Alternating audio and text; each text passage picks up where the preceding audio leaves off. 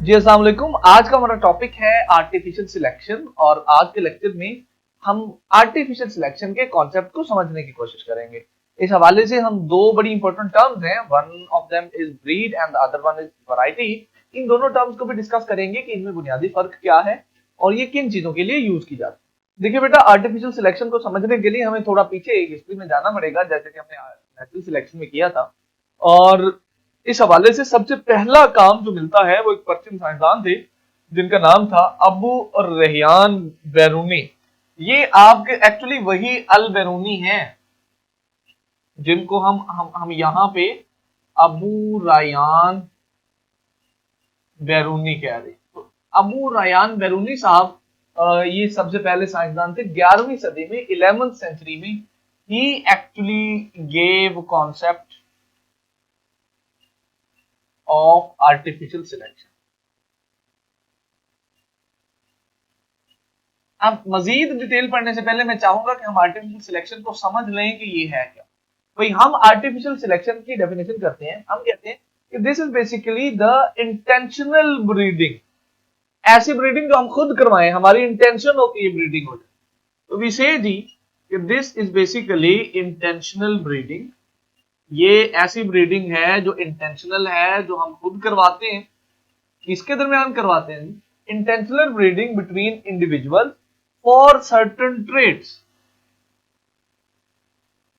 मुख्तलिफ इंडिविजुअल्स के दरमियान। अब वो इंडिविजुअल्स जो हैं मेरा बेटा, प्लांट्स भी हो सकते हैं और एनिमल्स भी हो सकते हैं।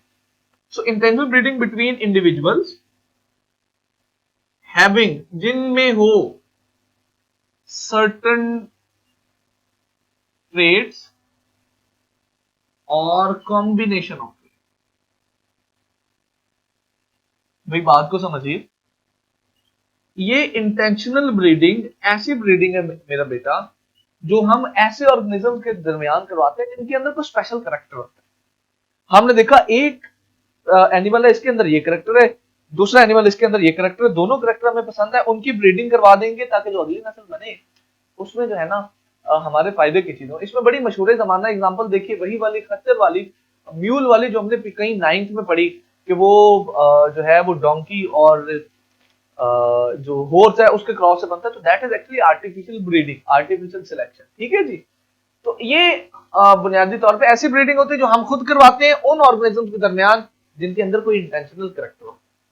और ये काम अभी से नहीं हो रहा, मैंने आपको बताया कि अबू रेहान अल बैरूनी ने सबसे पहले इसको बताया। अब उसके बाद अल बैरूनी साहब के बाद हम अगर मजीद आगे चले तो हमें इसमें जिक्र मिलता है डार्विन का। डार्विन ने भी इस चीज को, इस कॉन्सेप्ट को महसूस किया था। जब वो अपना नेचुरल सिलेक्शन के हवाले से काम कर रहा था तो उसने दो चीजें ऑब्जर्व की। उसने कहा भाई, जब मैं वाइल्ड एनिमल्स को देखता हूं तो वहां तो मेरी नेचुरल सिलेक्शन वाली थ्योरी काम कर रही है, ठीक है ना, जो एनिमल जंगल में होते हैं।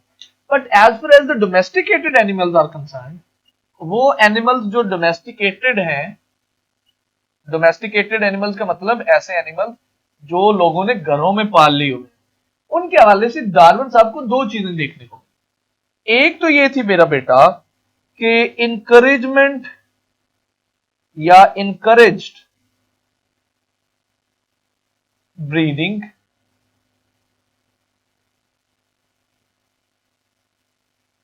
among organisms having desirable characters। भाई ऐसे ऑर्गेनिजम्स जिनके अंदर डिजायरेबल कैरेक्टर्स थे, ऐसे कैरेक्टर्स थे जो लोगों को पसंद होते हैं, उनके दरमियान ब्रीडिंग को तो लोग जो है ना वो प्रमोट करते थे, वो इंकरेज करते थे। But on the other hand, वो ऑर्गेनिजम्स जिनके अंदर अनडिजायरेबल कैरेक्टर होते थे, उनकी जो ब्रीडिंग है वो डिस्करेज की जाती थी। यानी उनकी ब्रीडिंग को उस स्पीड से, उस रफ्तार से जो है ना वो नहीं होने दिया जाता था जिनके अंदर अनडिजायरेबल कैरेक्टर होते थे।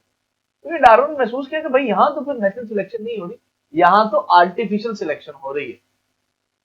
सो ये जो कॉन्सेप्ट है ये बड़ा पुराना चल रहा है और अब तो बहुत फेमस हो गया। अब आपको मैं हजारों ऐसे एनिमल प्लांट्स बता सकता हूँ जो आर्टिफिशियल ब्रीडिंग से हुए हैं और हम उनको खाते हैं, उनको हम यूज करते हैं अपनी डेली लाइफ में।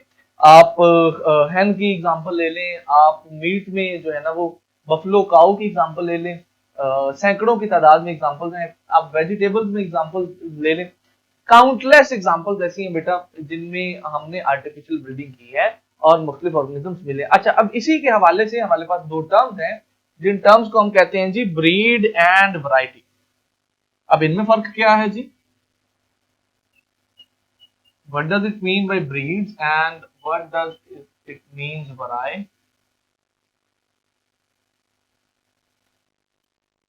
वैरायटी, अच्छा वैरायटी भी कहते हैं और कल्टीवार भी कहते हैं, ये दोनों एक ही चीज के नाम, वैरायटी एंड कल्टीवार।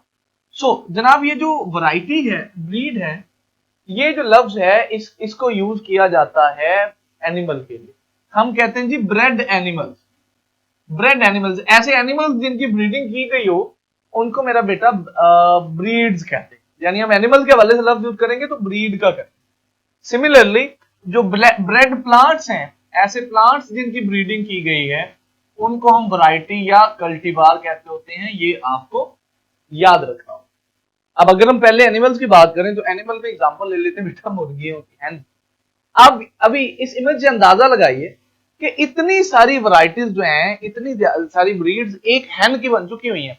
कोई ब्रायलर है, कोई देसी है, आपने सुना होगा, कोई अंडों के लिए होती है, किसी को मिश्री कहते हैं, सैकड़ों जो है ना इसकी ब्रीड्स हैं और हर ब्रीड का अपना करैक्टर है। कोई अंडे ज्यादा देती है, कोई जो है वो बड़ी जल्दी से ग्रो करके उसके अंदर मीट प्रोडक्शन बहुत ज्यादा होती है। तो इस हवाले से बहुत ज्यादा जो है ना ब्रीड जो है एनिमल्स में बनाई गई। अभी ये मैंने सिर्फ आपके साथ हैन की एग्जांपल डिस्कस की। सिमिलरली अगर हम प्लांट्स की बात करें तो प्लांट्स में एक पौधा है जिसको मस्टर्ड कहते हैं, सरसों का पौधा। आप हैरान होंगे, गोभी इससे बनी है, फूल गोभी, बंद गोभी इसकी कल्टीवार है, इसके अलावा ब्रोकली जो है वो इसकी कल्टीवार है। एक पौधा माइल्ड मस्टर्ड, उससे तकरीबन तकरीबन 15 से 20 किस्म की वेजिटेबल्स बनी है जिनको हम आज यूज करते हैं। So this is actually the scope of artificial selection. आज के लेक्चर के लिए इतना ही। अगर आपको कुछ सवाल हो तो आप मुझसे पूछ सकते हैं। See you in the next class. Allah.